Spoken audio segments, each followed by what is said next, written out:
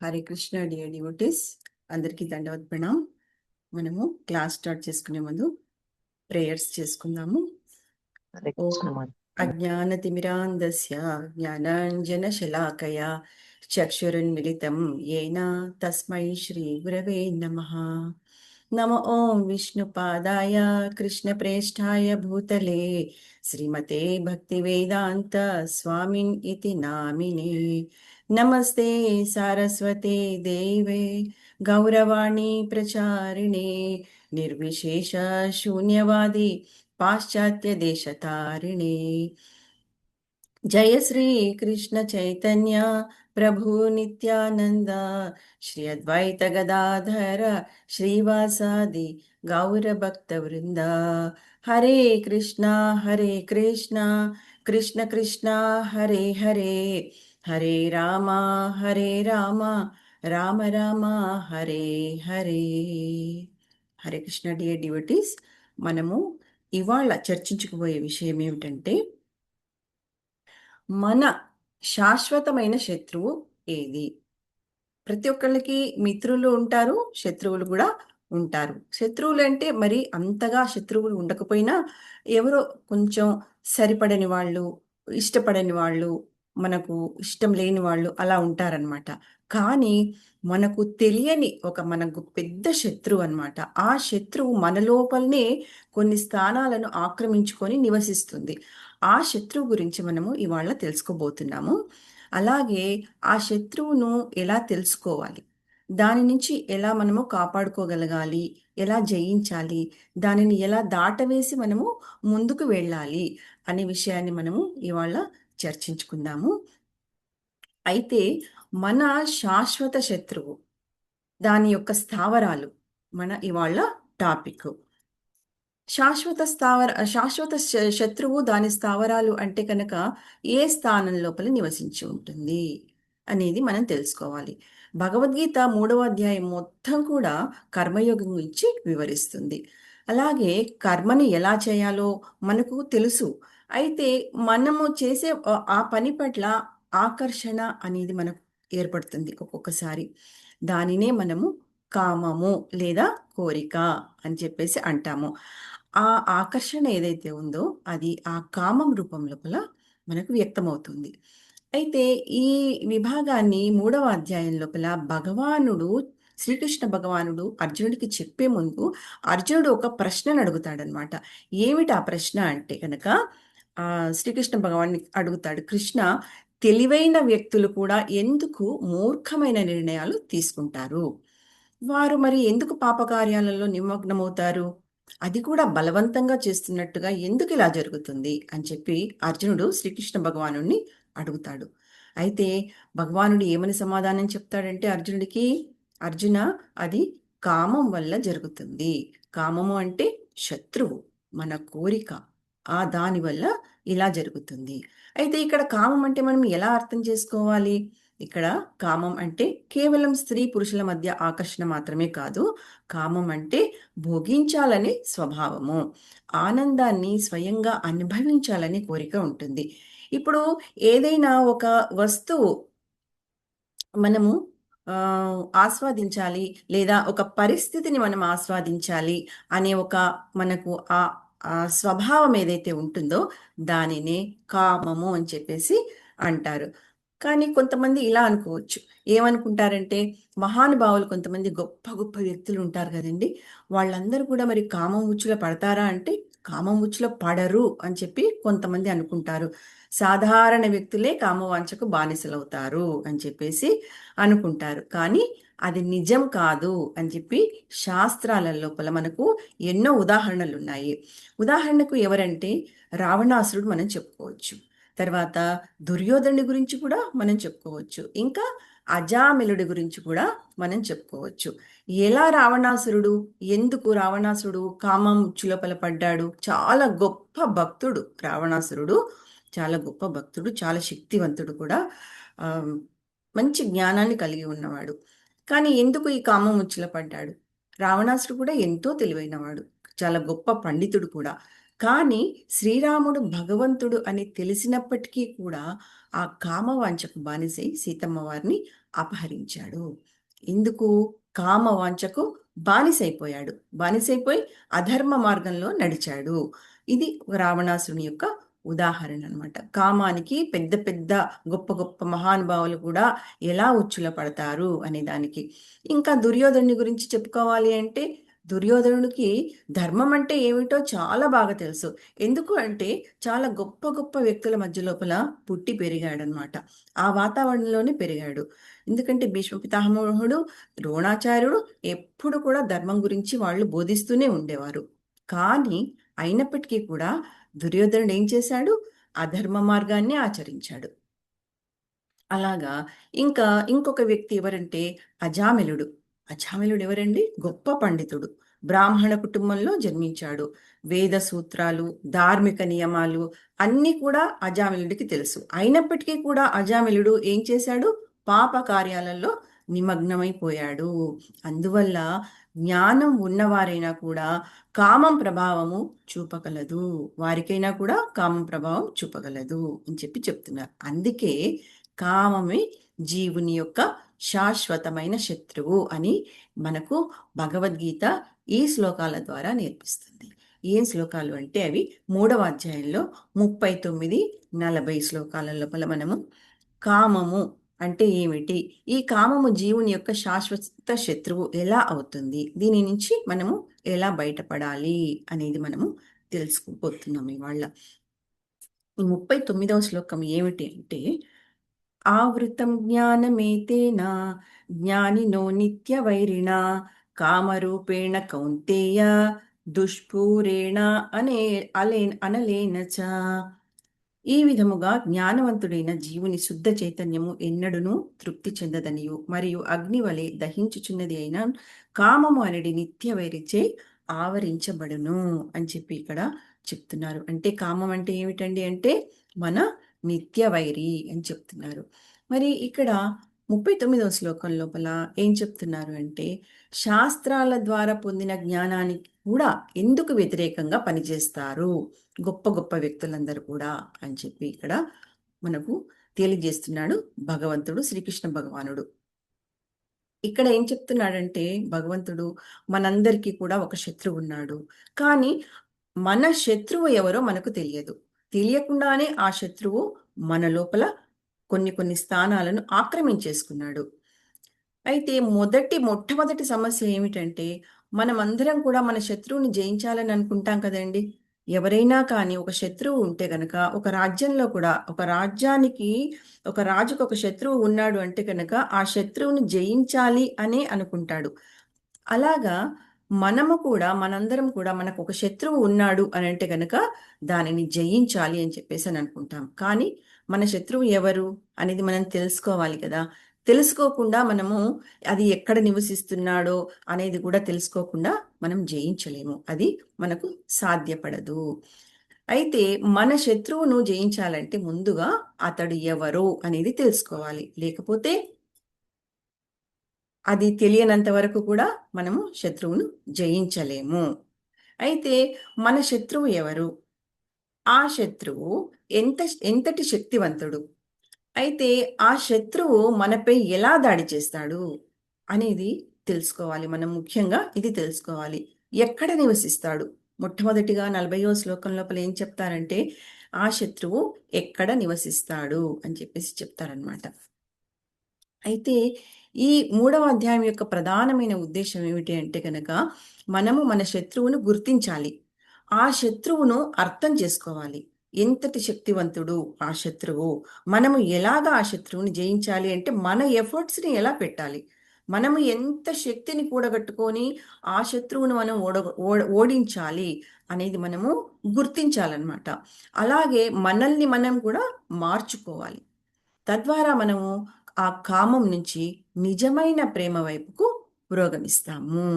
అంటే ఇక్కడ మొట్టమొదటిగా తెలుసుకోవాల్సినది ఏమిటి అంటే కనుక, ఈ ఈ ఈ 3వ అధ్యాయం లోపల కామము నుంచి ప్రేమ వైపుకు మళ్ళడానికి మనము చేయవలసిన సాధన ఏమిటి? ఎలా ఉండాలి? అనేది ప్రధానమైన ఉద్దేశము. అయితే మనకు ఇక్కడ శ్రీకృష్ణ భగవానుడు అర్జునుడికి చెప్తున్నాడు. ఏమని చెప్తున్నాడు? శత్రువు అంటే ఏమిటి? అసలు శత్రువు అంటే ఎవరు? ఆ శత్రువు ఎలా ఉంటాడు? అలాగే ఆ శత్రువు తాత్కాలికమా లేకుంటే శాశ్వతమా అనే విషయాన్ని శ్రీకృష్ణ భగవానుడు వివరిస్తున్నాడు. అయితే ఇక్కడ భగవానుడు ఏం చెప్తున్నాడు అర్జునుడికి? కామమే మన శత్రువు.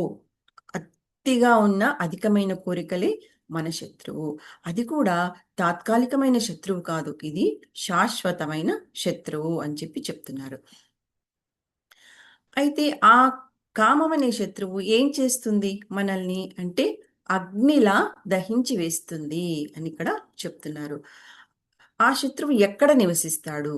మరి ఆ శత్రువు ఎక్కడ నివసిస్తాడో తెలిస్తే కదండి మనం ఆ శత్రువుని జయించగలుగుతాము. అంటే శత్రువు మన లోపల 3 స్థానాల లోపల ఆక్రమించుకొని నివాసం ఏర్పరచుకుంటాడు ఆ శత్రువు. ఆ 3 స్థానాలు ఏమిటి అంటే ఇంద్రియాలు, మనస్సు, బుద్ధి. ఈ 3 స్థానాలను ఆక్రమించుకొని ఉంటాడు శత్రువు మన లోపల. మరి ఇంద్రియాలు అంటే ఏమిటి? కళ్ళు, ముక్కు, చెవులు, నాలుక, చర్మము, ఇవన్నీ కూడా ఇంద్రియాలు. మనస్సు, బుద్ధి, ఇవి సూక్ష్మేంద్రియాలు. మరి ఈ శత్రువు జీవుడి యొక్క నిజమైన జ్ఞానాన్ని కప్పిస్తుంది. మన లోపలికి వెళ్తుంది, నివాసం ఏర్పరచుకుంటుంది. ఏం చేస్తుంది? మన జ్ఞానాన్ని కప్పివేస్తుంది. అందువల్ల ఈ శత్రువుని జయించడం చాలా కష్టం అని ఇక్కడ అంటున్నారు.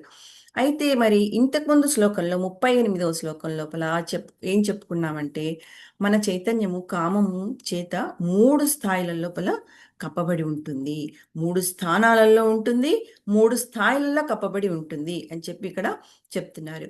1వ స్థాయి ఏమిటి అని అంటే పొగ చేత కప్పబడిన అగ్ని. 2వ స్థాయి దుమ్ము చేత కప్పబడిన అద్దము. 3వ స్థాయి మావి చేత కప్పబడిన గర్భము. అయితే కృష్ణుడు వీటిని అన్నింటినీ ఎలా అధిగమించాలో చెప్తాడు. ఈ 3 కప్పివేతలు, ఈ 3 ఆవరణాల మధ్యలో తేడా ఏమిటి అనేది కూడా మనకు భగవానుడు చాలా చక్కగా వివరించి చెప్పాడు. మొదటి స్థాయి ఏమిటి అంటే అగ్ని పొగ చేత కప్పబడినట్టుగా ఉంటుంది. మరి ఇది అధిగమించడం చాలా సులభం అని చెప్తున్నారు. ఎందుకంటే పొగ ఉన్నప్పటికీ కూడా అగ్ని కనిపిస్తుంది మనకు. మన కళ్ళతో చూస్తాము, పొగ వస్తుంది, కానీ అక్కడ అగ్ని కూడా ఉంటుంది అని మనకు తెలుస్తుంది, మనం తెలుసుకోగలుగుతాము. అగ్ని యొక్క జ్వాల లేదా కాంతిని మన కళ్ళతో చూడగలుగుతాము. పొగ అగ్నిని పూర్తిగా కప్పివేయదు కాబట్టి అలాంటి కప్పివేతను, అలాంటి యొక్క ఆవరణాన్ని తొలగించుకోవడము చాలా సులభము అని ఇక్కడ మనకు భగవానుడు చెప్తున్నాడు.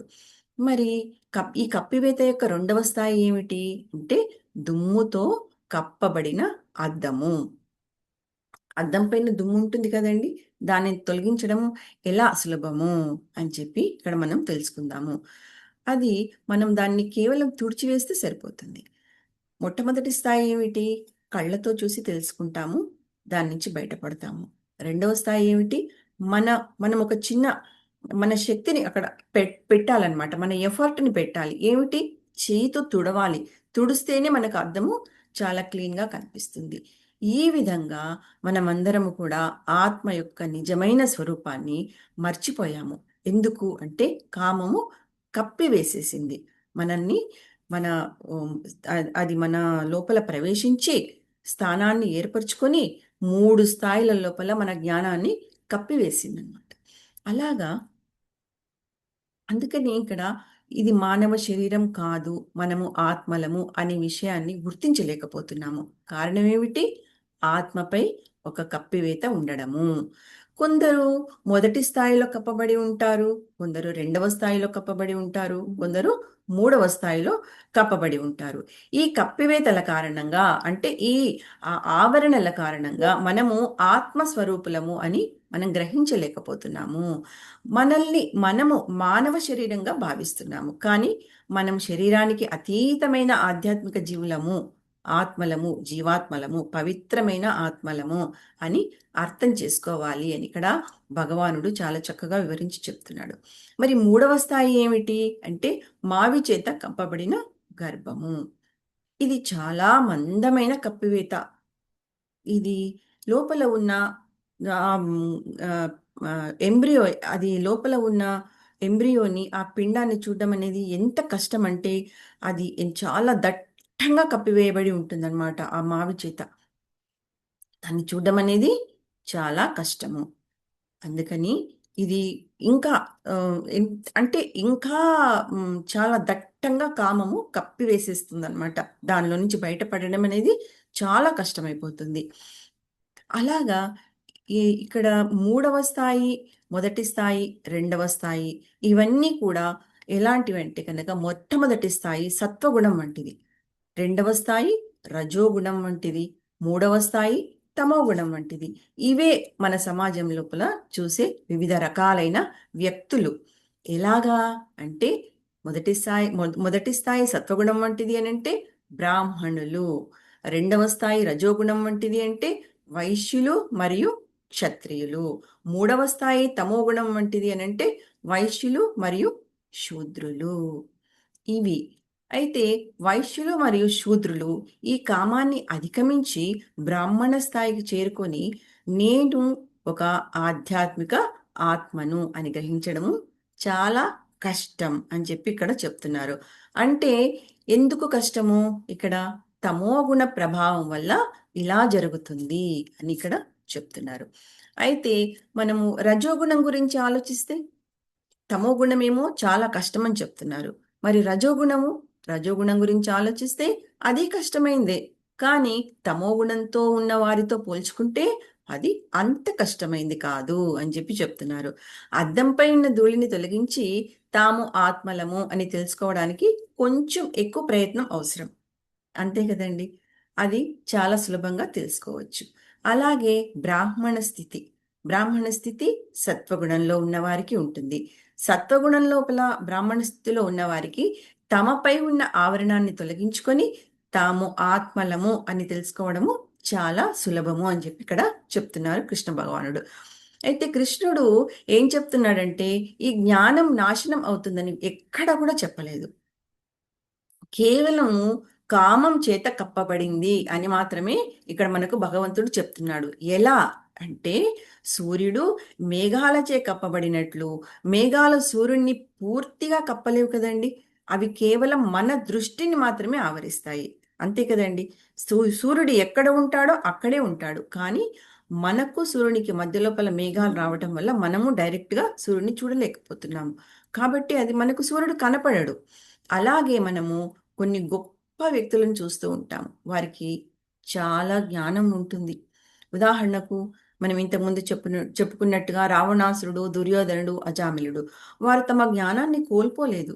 అది కామం చేత కప్పబడ్డం వల్ల వాళ్ళు అలా ప్రవర్తించవలసి వచ్చింది. మరి కృష్ణ భగవానుడు ఏం చెప్తున్నాడు ఫైనల్గా అంటే ఈ కామమే మన శాశ్వతమైన శత్రువు. ఈ శత్రువు జన్మాంతరాలు మన వెంట వస్తూ వివిధ రకాల రూపాల లోపల మళ్ళీ మళ్ళీ మనపై దాడి చేస్తుంటుంది అని ఇక్కడ భగవంతుడు చెప్తున్నాడు. అందుకనే కామాన్ని నిత్యవైరి అని చెప్పేసి అని అంటారు. నిత్యవైరి అని ఎందుకంటారు అని అంటే గనక ఇది ఒక శరీరం నుంచి ఇంకొక శరీరానికి మారినా కూడా అది మనతో పాటే వస్తుంది. అందుకని చెప్పి ఇక్కడ నిత్యవైరి అని చెప్పి అని అన్నారు. ప్రతి బద్ధజీవుడు కూడా ఒక జన్మ నుంచి ఇంకొక జన్మకు ఈ కామాన్ని తనతో పాటుగా తీసుకువెళ్తాడు. ఇప్పుడు బాల్యం నుంచి యవ్వనానికి, యవ్వనం నుంచి వృద్ధాప్యానికి ఎలా శరీరం అయితే మారుతుందో మరణం తర్వాత కూడా జీవుడు తనతో పాటు ఈ కామాన్ని తీసుకుని వెళ్తాడు అని భగవద్గీత 2వ అధ్యాయం లోపల మనము చదువుకున్నాము, ఇంతకుముందు నేర్చుకున్నాము. అయితే ఆ 2వ అధ్యాయం లోపల ఏం చెప్తారు అని అంటే ఆత్మను సూక్ష్మ ఇంద్రియాలు మోసుకెళ్తాయి అని చెప్తున్నారు కదండి. సూక్ష్మ ఇంద్రియాలు ఆత్మను మోసుకెళ్తాయి కదా. అవేమిటి? మనము మరణించినప్పుడు ఈ స్థూల శరీరం ఏదైతే ఉందో ఈ శరీరాన్ని మనం వదిలేస్తాము. కానీ మనతో పాటు వదిలిపోకుండా కొన్ని విషయాలు ఉంటాయి. అవేమిటి అంటే మనస్సు, బుద్ధి, అహంకారము. ఇవి శరీరం కావు. ఒకవేళ ఇవి శరీరమే అయితే మనం శరీరం వదిలేసినప్పుడు ఆ శరీరంతో పాటే అవి కూడా వెళ్ళిపోతాయి. కానీ ఇది శరీరం కావు. మనస్సు, బుద్ధి, అహంకారం అనేది శరీరం కావు. అయితే ఇవన్నీ మన తదుపరి జన్మకు మనతో పాటు ఎలా వెళ్తాయి అంటే ఇవి మన తల్లిదండ్రుల నుంచి రావు. తల్లిదండ్రుల నుంచి వస్తాయండి అని అంటే రావు. ఇవి కేవలం మన స్వభావం వల్లనే వస్తాయి. అంటే ఇక్కడ స్వభావం అంటే ఏమనుకోవాలి? మనము మునుపటి జన్మ లోపల చేసిన సంస్కారాలు, కర్మలు ఏవైతే ఉంటాయో వాటి వల్ల ఇది సంభవిస్తుంది. అంతేకాని ప్రస్తుత జన్మ కాదు. అయితే ఇక్కడ మనము కామము 3 చోట్ల నివసించి ఉంటుంది అని మనం తెలుసుకున్నాం కదండి. అవేమిటి? ఇంద్రియాలు, మనస్సు, బుద్ధి. అయితే ఇప్పుడు ఇంద్రియాలు అంటే కనుక కూడా మనము ఏమిటి అనేది తెలుసుకున్నాము. కళ్ళు, ముక్కు, చెవులు, నాలుక లేదా నోరు మరియు చర్మము. ఇవన్నీ కూడా భౌతికమైన ఇంద్రియాలు. మనము ఈ శరీరాన్ని వదిలేసినప్పుడు ఈ భౌతిక ఇంద్రియాలను మనతో తీసుకువెళ్ళి అక్కడే ఉండిపోతాయి. అవి శరీరంతో పాటు అవి కూడా వెళ్ళిపోతాయి. కానీ దురదృష్టవశాత్తు మనస్సు, బుద్ధి ఏదైతే ఉందో ఇది మాత్రము ఒక శరీరం నుంచి మరొక శరీరానికి మనతో తీసుకువెళ్తాము. కృష్ణుడు ఆత్మ ఒక శరీరము, ఆత్మ ఒక శరీరం నుంచి మరొక శరీరానికి ఎలా వెళ్తుందో చాలా చక్కగా వివరిస్తాడు అర్జునుడికి. ఎలా అంటే ఒక సువాసన గాలి ద్వారా ఒక చోటు నుంచి మరొక చోటుకు ఎలా చేరుతుందో అదే విధంగా ఆత్మ కూడా మనస్సు మరియు బుద్ధి అనే మాధ్యమాల ద్వారా ఒక శరీరం నుంచి మరొక శరీరానికి వెళ్తుంది. అందువల్ల కామం కూడా మనతో పాటే వస్తుంది. ఎందుకు వస్తుందండి కామం కూడా? మనస్సు, బుద్ధి అయితే వస్తుంది. మరి కామం కూడా ఎందుకు వస్తుంది అని అంటే అది ఎక్కడుంటుందండి? ఎక్కడ స్థానం ఏర్పరచుకొని ఉంటుంది? మనస్సు మరియు బుద్ధి లోపల స్థానం ఏర్పరచుకొని ఉంటుంది. అందుకని వాటితో పాటే కామం కూడా మనకు ఇంకొక జన్మ లోపల వచ్చేస్తుంది. అలాగ మనకు కామం నుంచి తప్పించుకోవడం అనేది సాధ్యం కాదు. కాకపోతే దానిని దాటుకొని ముందుకు సాగాలి. ఎలాగైతే మనకు శ్రీకృష్ణ భగవానుడు చెప్తాడు కదండి. ఎలా చెప్తాడు? ఒక అల్లకల్లోలమైన సముద్రం లోపల చక్కగా భగవాన్ని శరణు పొందితే కనుక మనకు ఒక మునిగిపోయే నావను కాకుండా, మునిగిపోకుండా స్టేబుల్‌గా ఉండే ఒక నావని ఎలాగైతే మనకు ప్రసాదిస్తారో, అలాగ ఎదుర్కొని మన డెస్టినేషన్‌ని ఎలా మనము చేరుకుంటామో, అలాగా మనం ఏం చేయాలి అంటే కనుక, ఈ కామం అనేది కూడా అల్లకల్లోలమైన సముద్రం లాంటిదండి. దీని నుంచి మనము దాటాలి అంటే కనుక మనకు సాధన అనేది చాలా ముఖ్యమైనది. మనము నిత్యం చేసే సాధన మన జపము కానియండి, శ్రవణం కానియండి, భగవద్గీత శ్రవణము, పఠనము, భాగవత శ్రవణము, పఠనము ఇవన్నీ కూడా చాలా చాలా ముఖ్యమైనవి. మనము ఈ కామం నుంచి తప్పించుకోవాలి అంటే కనుక. ఎలాగ తప్పించుకోవడం అంటే తప్పించుకోవడం సాధ్యం కాదు అని చెప్తున్నాడు. దానిని దాటుకొని ముందుకు వెళ్ళిపోవాలి. అలా చెప్తున్నాడు కృష్ణుడు. అలా చేయమని చెప్తున్నాడు. అయితే మన నిజమైన జ్ఞానాన్ని కామం ఎలా కప్పివేస్తుంది అనేది మనం ఒక చిన్న ఉదాహరణ ద్వారా తెలుసుకుందాము. అజామిలుడి గురించి మనం తెలుసుకుందాము. అజామిలుడు చక్కగా ఒక శిక్షణ పొందిన బ్రాహ్మణుడు. అతను క్రమశిక్షణ గల వ్యక్తి. తర్వాత ఒక గొప్ప పండితుడు. అతడు చిన్నప్పటి నుంచే భక్తిని ఆచరించాడు. ఒకరోజు అజామిలుడు ఒక దృశ్యాన్ని చూశాడు. ఒక శూద్రుడు ఒక వేశ్యతో అత్యంత సన్నిహితంగా ఉండడము అతని కంటపడింది. అయితే ఆ దృశ్యాన్ని అజామిలుడు తను ఎలా చూశాడండి? ఎలా ఎలా అంటే ఏ ఇంద్రియంతో చూశాడు? కళ్ళు అనే ఒక భౌతిక ఇంద్రియంతో చూశాడు. కాబట్టి ఇక్కడ ఏం చెప్పుకోవాలి అంటే కళ్ళే మనకు మన శత్రువు యొక్క ప్రవేశ ద్వారం వంటిది అని ఇక్కడ మనం చెప్పుకోవాలి. అయితే కళ్ళ ద్వారా శత్రువు ప్రవేశించి అది మనసు లోపల ముద్ర వేసుకుంటుంది. అయితే అప్పుడు అజామిలుడి ఉద్దేశాలన్నీ ఎప్పుడైతే కామం అనేది మనసులో ముద్ర వేసుకుందో అజామిలుడి యొక్క ఉద్దేశాలు, ప్రాధాన్యతలు అన్నీ మారిపోతాయి. చివరకు అతను తన భార్యను, తల్లిదండ్రులను మరియు ఆధ్యాత్మికంగా చేసిన సాధనలు అన్నింటినీ కూడా విడిచిపెట్టేస్తాడు. ఒక్క నియంత్రణ లేని చూపు అనేది అతని జీవితాన్ని నాశనం చేసింది. అయితే అజామిలుడు మరి తన తన జ్ఞానాన్ని లేదా గతంలో సంపాదించిన శిక్షణను కోల్పోలేదు అని ఇక్కడ మనకు పురాణాల లోపల మనం తెలుసుకోవచ్చు. పురాణాలన్నీ కూడా చెబుతున్నాయి. కానీ అతని మనసు, బుద్ధి కామం చేత బంధించబడ్డాయి. అందుకే అతను అలా ప్రవర్తించాడు. అందువల్ల అతను చేస్తున్నది సరైనదే అని కూడా తనను తాను సమర్థించుకుంటూ ఉంటాడు. దానిని ఎలా ఆస్వాదించాలి అని మాత్రమే ఆలోచిస్తూ ఉంటాడు. ఎందుకు అంటే అతడు పూర్తిగా మోహానికి లోనైపోయాడు, బానిస అయిపోయాడు. ఇక్కడ మనము అజామిలుడి ఆలోచనలో మనల్ని మనం కూడా పోల్చుకోవాలి, పోల్చుకొని ఆలోచించాలి. అలాగే మనందరికీ కూడా ఏదో ఒకటి ఆస్వాదించాలని కోరిక ఉంటుంది కదండి. ప్రతిరోజు కూడా మనము ఉదయం నుంచి రాత్రి వరకు కూడా ఏదో ఒకటి, ఒక కోరిక అనేది వస్తుంది. అది వచ్చిన వెంటనే దానిని ఆస్వాదించాలి అనే ఒక తాపత్రయము, ఒక ఆరాటం అనేది ఉంటుందన్నమాట. ఆ ఆరాటం అనేది ఏమిటి? కామము మన జ్ఞానాన్ని కప్పివేయడమే అదే పెద్ద కారణము. ఉదాహరణకు ఇప్పుడు మనం మామిడి పళ్ళని తీసుకుందాము. మామిడి పళ్ళ కాలం లోపల మామిడి పళ్ళు కనిపించగానే వాటిని తినాలి అని చెప్పేసి అని అనుకుంటాము. వాటిని రుచి చూడాలి అని చెప్పేసి అని అనుకుంటాము. ఒక ఒక మామిడి పండు తింటే సరిపోతుందా అండి? కాదు. ఒకటి తర్వాత ఒకటి తింటూనే ఉంటాము. అంటే ఆ రుచిని చూస్తాము. ఆ రుచిని ఆస్వాదిస్తాము. అయినా కూడా ఇంకా ఆస్వాదించాలి, ఇంకా ఆస్వాదించాలి అనే ఒక కోరిక ఏదైతే ఉంటుందో, ఆ కోరిక చాలా బలంగా పెరిగిపోతూ ఉంటుంది. అందువల్ల కామం అనేది ఎప్పటికీ కూడా పూర్తిగా తృప్తి చెందదు. అది ఒక తృష్ణ లాంటిది. తృష్ణ అంటే ఒక బలమైన కోరిక. చాలా బలమైన కోరిక. మళ్ళీ మళ్ళీ తిరిగి తిరిగి వచ్చే కోరిక అన్నమాట తృష్ణ అంటే కనుక. అలాగా మనము కామాన్ని లేదా కోరికను ఆ, ఆనందంతో పోషిస్తే ఆనందంతో పోషించినట్టు అవుతుందన్నమాట. అంటే ఇప్పుడు ఇప్పుడు సపోజ్ ఎగ్జాంపుల్ మనం ఇంతకుముందు మామిడి పళ్ళ గురించి చెప్పుకున్నాము. అలాగా మనము తింటున్న కొద్దీ ఇంకా మనకి ఆ రుచిని ఇంకా ఆస్వాదించాలి అని అనిపిస్తుంది. ఇది ఒక చిన్న ఉదాహరణ. అవి పెద్ద ఉదాహరణలకు చూసుకుంటే కనుక ఏమవుతుంది? అజామిలుడు లాంటి ఉదాహరణ తీసుకుంటే ఏమవుతుంది? ఆ కామాన్ని మనము ఏం చేస్తున్నాము?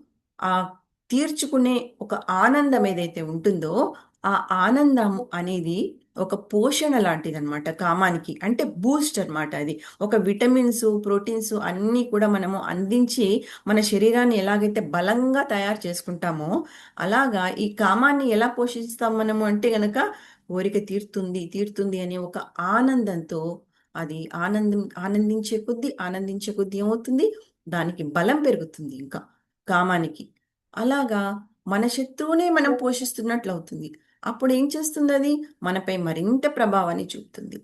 ఎలాగా అంటే కనుక ఒక వ్యక్తి ఉప్పు నీరు తాగితే ఏమవుతుంది? కొంతసేపు దాహం తీరినట్టుగానే అనిపిస్తుంది. కానీ మళ్ళీ ఇంకా నీరు తాగాలని అనిపిస్తుంది. అలాగా ఈ కామం అనేది మనల్ని ఆ రకంగా పట్టి పీడిస్తూ ఉంటుంది.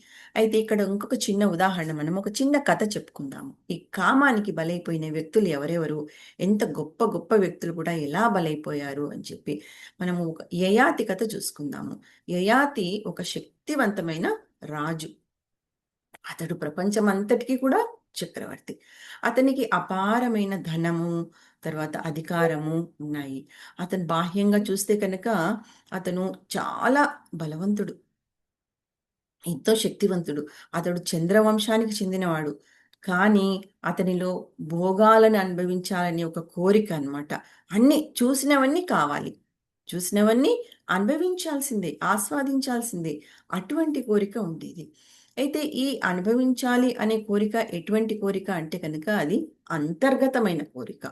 దానిని మనం చూడలేము. ఆ కోరికను కళ్ళతో చూస్తామా అండి? కళ్ళతో చూస్తాము. కానీ ఆ కోరిక అనే దాన్ని మన మనసు లోపలనే ఉంటుంది. అలాగా దాన్ని మనము చూడలేము. ఆ శత్రువు ఏదైతే ఉందో దాన్ని కంటితో చూడలేము మనము. అయితే ఇక్కడ యయాతి శుక్రాచార్యుని కుమార్తె అయిన దేవయానిని వివాహం చేసుకుంటాడు. అయితే అప్పుడు ఆ కాలంలో, ఆ వేదాల కాలం లోపల ఒక రాణికి వివాహమై రాజ్యంలోకి వచ్చినప్పుడు ఆమెతో పాటు సేవకులు కూడా వచ్చేవారట. రాజు కూతురికి సేవకులందరినీ ఇచ్చి అత్తవారింటికి ఇంకొక రాజ్యానికి పంపించేవారంట. అలాగా దేవయానితో వచ్చిన ఆ సేవకులలో శర్మిష్ఠ అనే ఒక చెలికత్తె ఉన్నారు. అయితే యయాతికి శర్మిష్ఠని చూస్తూనే ఆ, ఇలాగా ఆకర్షితుడైపోయాడు. ఆకర్షితుడైపోయి అనుభవించాలి అనే ఒక కోరిక కలుగుతుంది. అతడు ఆమెతో అనుచితమైన సంబంధాన్ని పెట్టుకుంటాడు. అంటే వివాహేతర సంబంధాన్ని పెట్టుకుంటాడు. ఇది దేవయాని గమనిస్తుంది. గమనించి దేవయానికి ఇది నచ్చదు. నచ్చక ఏం చేస్తారు దేవయాని అంటే తన తండ్రి అయిన శుక్రాచార్యుని దగ్గరికి వెళ్ళి చెప్తుంది. ఇలాగ యయాతి ఇలాగా ప్రవర్తిస్తున్నాడు అని ఒక ఫిర్యాదు చేస్తుంది. అప్పుడు శుక్రాచార్యుడికి చాలా కోపం వస్తుంది. వచ్చి యయాతిని శపిస్తాడు. నీవు ఒక వృద్ధుడిగా మారిపో అని చెప్పేసి శపిస్తాడు. వెంటనే యయాతి ముసలివాడైపోతాడు. అయితే అతనికి శరీరం అయితే కనుక ముసలిగా ఉంది, వృద్ధాప్యంలో ఉన్నాడు. కానీ మనసు ఎటువంటి స్థితిలో ఉందండి అంటే ఇంకా భోగాలకు, ఇంకా భోగించాలి, ఇంకా ఇంకా కోరిక నేను తీర్చుకోవాలి అనే ఒక ఆ ఆ ఆ స్థాయి లోపల ఉంటాడనమాట. శరీరం సహకరించకపోయినా కూడా ఆ స్థాయిలో ఉంటాడు. ఇంకా యువకుడిలా భోగాలను అనుభవించాలి అని చెప్పేసి అనుకుంటూ ఉంటాడు. ఆ తపన అనేది యయాతికి తగ్గలేదు. అయితే అప్పటికే యయాతికి 5 మంది కుమారులు ఉంటారు. వారందరినీ పిలుస్తాడు. పిలిచి ఒక సభలాగా చేసి పెద్ద కుమారుణ్ణి అడుగుతాడు. ఏమని అడుగుతాడు? నా వృద్ధాప్యాన్ని నువ్వు తీసుకుంటావా? నా వృద్ధాప్యాన్ని నువ్వు స్వీకరించి నీ యవ్వనాన్ని నాకు ఇస్తావా అని చెప్పేసి అడుగుతాడు. అంటే అప్పుడు ఆ పెద్ద కుమారుడు ఏమంటాడు? లేదు, నేను ఇవ్వను అని చెప్పేసి అని అంటాడు. ఆ తర్వాత మిగిలిన కుమారులందరినీ కూడా అడుగుతాడు. వారందరూ కూడా అంగీకరించరు. అప్పుడు అతడు చివరి కుమారుడైన పురు అనే కుమారుణ్ణి అడుగుతాడు. అప్పుడు చివరి కుమారుడు ఏమంటాడు? సరే అని చెప్పేసి అని అంటాడు. అలాగా ఈ యయాతి యొక్క వృద్ధాప్యము పురుకు వచ్చేస్తుంది. పురు యొక్క యవ్వనమంతా కూడా యయాతికి వచ్చేస్తుంది. ఆ తర్వాత యయాతి తన ఇంద్రియాలను తృప్తిపరుచుకుంటూ 1000 సంవత్సరాలు భోగాన్ని అనుభవించాడు. ఇక్కడ ఇంతకుముందు మనకు లభించిన ప్రతి భోగాన్ని కూడా అనుభవించాడని చెప్పి చెప్తున్నారు. ఎలాగా అంటే ఈ ముసలితనం లోపల ఎంత కాలమైతే ఉంటాడో అంత కాలం లోపల అనుభవించలేనివన్నీ కూడా ఈ 1000 సంవత్సరాల లోపల అనుభవించాడు అని ఇక్కడ చెప్తున్నారు. కానీ ఒకానొక సమయం లోపల యయాతి ఇలా ఆలోచిస్తూ ఉంటాడు. అసలు నేనేం చేస్తున్నాను? ఇన్ని భోగాలను నేను అనుభవిస్తున్నాను. అయినా కూడా నాకు తృప్తి కలగడం లేదు. రోజు రోజుకు ఆ కోరిక, ఆ తపన, ఆ కామము అనేది నా లోపల పెరుగుతూనే ఉంది కానీ తగ్గడం లేదు. నేను తీర్చుకున్నా కానీ నాకు తృప్తి కలగడం లేదు అని చెప్పి అనుకొని అప్పుడు తన కుమారుడిని పిలిచి ఇలా అన్నాడు. ఏమంటాడంటే, నన్ను క్షమించు. నీ యవ్వనాన్ని నువ్వు తీసుకొని నీవు అనుభవించాల్సిన భోగాలను, నీ యవ్వనాన్నంతా కూడా నేను తీసుకొని నీవు అనుభవించాల్సిన భోగాలన్నింటినీ కూడా నేనే అనుభవిస్తున్నాను. నీ అన్నదమ్ములందరూ కూడా తమ తమ జీవితాలను చక్కగా ఆనందిస్తున్నారు అని చెప్పేసి చెప్తాడు. ఆ తర్వాత యయాతి ఏం చేస్తాడు? తన వృద్ధాప్యాన్ని తీసుకొని పురుగు తన యవ్వనాన్ని తిరిగి ఇచ్చేస్తాడు. ఇచ్చాక తన మొత్తం రాజ్యాన్ని కూడా పురుకి, తన చివరి కుమారుడైన పురికి అప్పగించేస్తాడు. మరి ఈ కథ నుంచి మనం ఏం నేర్చుకోవాలి అంటే, కామము అనేది లౌకికమైన కోరిక, భౌతికమైన కోరిక. అది ఒక అగ్ని లాంటిది అని మనం అర్థం చేసుకోవాలి. దానికి ఎంత ఇంధనం వేస్తే అంత ఎక్కువగా పెరుగుతూనే ఉంటుంది కానీ తగ్గదు అనేది మనం అర్థం చేసుకోవాలి. ఇక్కడ మనకు భాగవతంలో కూడా చెప్తున్నారు. 5వ స్కందం లోపల మనకు ఏం చెప్తున్నారంటే, స్త్రీ పురుషుల మధ్య ఉండే ఒక ఆకర్షణ ఒక గట్టి ముడి వంటిది అని చెప్పి చెప్తున్నారు. ఇది ఇది మనిషికి ఒక భౌతిక జీవితాన్ని బలంగా కట్టివేస్తుంది. భౌతికం లోపల పడివేయడానికి ఇటువంటి ఆకర్షణ అనేది చాలా బలంగా కట్టివేసేయడానికి ఇది కారణమవుతుంది అని చెప్పి చెప్తున్నారు. మరి ఈ రోజుల లోపల మనం దేనికి కట్టుబడి ఉన్నామండి అని చెప్తే అని అనుకుంటే కనుక ఆలోచిస్తే మన చేతిలో ఉన్న ఫోనే కారణము. ఆ ఫోన్ లోపల మనం స్క్రోల్ చేస్తున్నా కొద్దీ ఏమవుతుంది? మనకి ఇంకా ఇంకా ఇంకా ఇంకా చూడాలని అనిపిస్తుంది. సపోజ్ యూట్యూబ్ లోపల మనం చూస్తూ ఉన్నాం అనుకోండి వీడియోలు. ఒక వీడియో చూసాక ఇంకో వీడియో చూడాలనిపిస్తుంది. ఇంకొకటి తర్వాత ఇంకొకటి చూడాలనిపిస్తుంది. సేమ్ ఫేస్‌బుక్ అయినా సరే, ఇన్‌స్టాగ్రామ్ అయినా సరే, ఈవెన్ వాట్సాప్ అయినా సరే, ఏదైనా కానీ ఎవరెవరి మెసేజ్‌లు ఇంకా ఇంకా చూస్తూనే ఉంటాం. అంటే మనకు అది ఆ కోరిక అది అలా పెరుగుతూనే ఉంటుంది. కానీ తగ్గని మాత్రము తగ్గదు. అయితే ఇక్కడ మనం తెలుసుకోవాల్సిన విషయం ఏమిటి అంటే గనక, అలా అని చెప్పేసి మనము కళ్ళు మూసుకొని బయట ప్రపంచంలో జీవించడం సాధ్యమా? అంటే అది సాధ్యం కాదు. మరి మన ఇంద్రియాలను ఎలా కాపాడుకోవాలి? అంటే అందుకు 2 మార్గాలున్నాయని ఇక్కడ మనకు శ్రీకృష్ణ భగవానుడు చెప్తున్నాడు. ఏమిటి ఆ 2 మార్గాలు అంటే, కామాన్ని రేకెత్తించే వాటిని చూడడము, లేదా వాటితో సంబంధం పెట్టుకోవడము అనేది మానేయాలి అని చెప్పి చెప్తున్నారు. లేదా మన ఇంద్రియాలను కామాన్ని రేకెత్తించని ఆధ్యాత్మిక విషయాల లోపల నిమగ్నం చేయాలి. అంటే ఎలాగా? ఆధ్యాత్మిక విషయాల లోపల కామం ఉంటుందా అండి అంటే ఉండదు.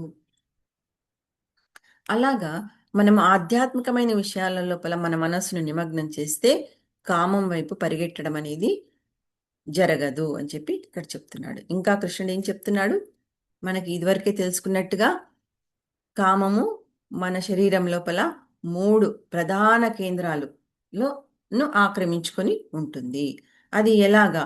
అంటే చాలా దృఢంగా ఆక్రమించుకొని ఉంటుందన్నమాట. అయితే మొదటి కేంద్రం ఏమిటి? రెండవ కేంద్రం ఏమిటి? మూడవ కేంద్రం ఏమిటి? మొదటి కేంద్రం ఏమిటి అంటే ఇంద్రియాలు. ఇంద్రియాల లోపల ఏమిటి? మళ్ళీ మనం ఇంతకుముందు చెప్పుకున్నట్టుగా కళ్ళు, నాలుక, తర్వాత చెవులు, ముక్కు, తర్వాత చర్మము. అయితే మరి కళ్ళేమిటి? కళ్ళకు ఎలా ఆ కళ్ళు అనేది దేనికి సంకేతము? ఎలా మనం అర్థం చేసుకోవాలి అంటే, మిణుగురు పురుగులు వెలుతురుకు ఆకర్షితమవుతాయి. అవి వెలుగు దగ్గరకు వెళ్తాయి. కానీ ఆ వెలుగు వేడి వల్ల అవి చివరకు కాలిపోయి చనిపోతాయి. కారణమేమిటి? కళ్ళ ద్వారా కలిగే ఆకర్షణ. ఇది మనము అర్థం చేసుకోవాల్సిన విషయము. మరి నాలుక ఏమిటండి అనంటే, ఇప్పుడు మనము ఒక చేపను పట్టుకోవాలంటే, మనం గాలానికి ఎరవేస్తాము. ఏదో ఒకటి, ఒక వానపాము అలా ఎరవేస్తాము. చేప ఏం చేస్తుంది? ఆహారాన్ని తింటే ఏమవుతుందో దానికి తెలీదు. అది ఎరను ఇలా తిన్న వెంటనే ఏమైపోతుంది? గాలానికి చిక్కుకొని పోతుంది. అంటే ఆ టేస్ట్ అనేది ఆస్వాదించాలి. ఇంకా చూడాలి, ఇంకా తినాలి, ఇంకా దాన్ని ఆస్వాదిస్తూనే ఉండాలి. ఆ నాలుక నుంచి వచ్చే ఏదైతే ఆస్వాదన ఉందో, దాని నుంచి మనం ఎలా పతనమైపోతాము అనేది ఇది ఒక చక్కటి ఉదాహరణ. మరి చెవులు దేనికండి అనంటే, ఆహ్, ఉదాహరణకు జింక. జింక జింకకు వినికిడి శక్తి చాలా ఉంటుంది. అయితే అది సంగీతం విన్న వెంటనే ఏమవుతుందండి అది? పారిపోదు. అలా నిలబడిపోయి సంగీతం వింటూనే ఉంటుంది. అప్పుడు వేటగాడు ఏం చేస్తాడు? దాన్ని చంపేస్తాడు. వేటగాడికి తెలుసు అది ఏం చేస్తే అది పరిగెత్తకుండా ఆగుతుందో అని చెప్పి. దాని వీక్‌నెస్ ఏమిటి? శ్రవణం. చెవులు. దాని వీక్‌నెస్ ఏమిటి? చెవులు. అందుకని అక్కడ దెబ్బతీస్తాడు వేటగాడు. అలాగా మనం పతనమైపోతాము. అందుకని చెవులు ఇంద్రియానికి బానిస కావడము. అలా చెప్పుకోవాలి మనము. ఇక్కడ ఇంకొకటి ముక్కు గురించి చెప్పుకుందాం ఇప్పుడు. ముక్కేమిటి అంటే తేనెటీగ గురించి చెప్పుకుందాము. తేనెటీగకు ఆ వాసనను పసిగట్టే శక్తి చాలా బలంగా ఉంటుంది. అయితే అది గులాబీలు కానీ, తామర వంటి పూల మీద అది వాలి తేనెను సేకరిస్తూ ఉంటుంది. ఆ పూల సువాసన లోపల అది మునిగిపోతుంది. అలా మునిగిపోయి సాయంత్రానికల్లా కూడా ఆ తామర పువ్వు ఏమైపోతుందండి అంటే గనక రెక్కలన్నీ ఇలాగా ముడుచుకొని పోతాయన్నమాట. కానీ అది గమనించుకోదు. ఆ రెక్కలు మూసుకుపోతున్నాయని దానికి తెలీదు. తేనెటీగకు తెలీదు. దాంతో అది ఏమైపోతుంది? పువ్వులోనే చిక్కుకొని పోయి ఊపిరాడక ఉక్కిరిబిక్కిరై ప్రాణం పోతుంది, చనిపోతుంది. కారణమేమిటి? వాసన. వాసనకి బానిసవ్వడము. కళ్ళకి బానిసవ్వడము, చెవులకు బానిసవ్వడము, నాలుకకు బానిసవ్వడము, తర్వాత ముక్కుకు బానిసవ్వడము. ఇలాగా. మరి చర్మం ఏమిటండి? ఆఖరిది. చర్మం అంటే దీనికి ఒక జంతువు ఉదాహరణ మనం చెప్పుకుందాము. అదేమిటి అంటే ఏనుగు. ఏనుగుకు ఈ చర్మ స్పర్శ అనేది చాలా బలంగా ఉంటుంది. మగ ఏనుగుకు ఆడ ఏనుగుకు తాకగానే కోరిక చాలా బలంగా పెరుగుతుందన్నమాట. అయితే దానికి ప్రధాన ఆకర్షణ ఏమిటి? ఆడ ఏనుగు. వేటగాడు ఏం చేస్తాడు? ఒక పెద్ద గొయ్యి తవ్వుతాడు. ఏనుగును పట్టుకోవాలి అంటే కనుక. ఆ గొయ్యి తవ్వి దానిపైన ఆకులు, గడ్డితో దానిని దాచేస్తాడు. ఆ గుంతను దాచేస్తాడు. ఆ తర్వాత ఆ ఏనుగును అవతల పక్కగా, గుంత అవతల పక్కగా ఏం చేస్తాడు? ఒక ఆడ ఏనుగును ఆకర్షించేలాగా పెట్టేస్తాడనమాట. పెట్టేస్తే ఆ మగ ఏనుగు ఏం చేస్తుంది? ఆడ ఏనుగుని చూసుకుంటూ, చూసుకుంటూ, చూసుకుంటూ పరిగెత్తి, పరిగెత్తి ఆ గుంత లోపల పడిపోతుంది. ఎందుకు? అంటే ఆ స్పర్శకు బానిసైపోయి ఉంటుంది ఏనుగు. అలాగా. కానీ ఈ మనిషికి ఈ 5 ఇంద్రియాలన్నీ కూడా బలంగా ఉన్నాయి.